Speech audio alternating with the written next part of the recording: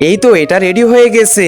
আরে মা শোনো শোনো, দেখো না ছোট ভাই এখনো ঘুমাচ্ছে না, ঘুমাচ্ছে না। হ্যাঁ হ্যাঁ, একদমই ঘুমাচ্ছে না, এই যে দেখো। আরে রাজু একটু দাঁড়া, আমি শুধু পিঠাটা বানাইনি। আচ্ছা মা ঠিক আছে।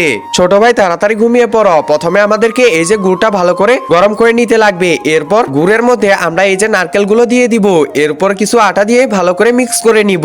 ছোট ভাই দেখি ঘুমাচ্ছেই না। আরে রাজু একটু দাঁড়া শুধু। এর উপর আমরা আটাগুলোকে গোল গোল করে নিব। এরপর এটা ভালো করে বিছাই দিব যেন মাঝখানে আমরা গুড় দিতে পারি।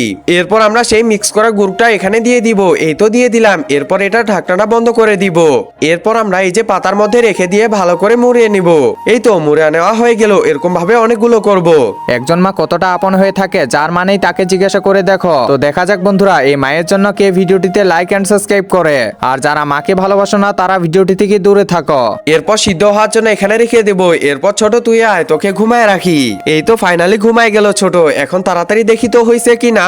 আরে এগুলো তো রেডি হয়ে গেছে। এগুলো কেটে কেটে দেখতে লাগবে যে এগুলো সবগুলো হয়েছে কিনা। রাজু খেয়ে দেখ। আরে মা অনেক স্বাদ করতেছে। হ্যাঁ রে রাজু ঠিকই বলছিস।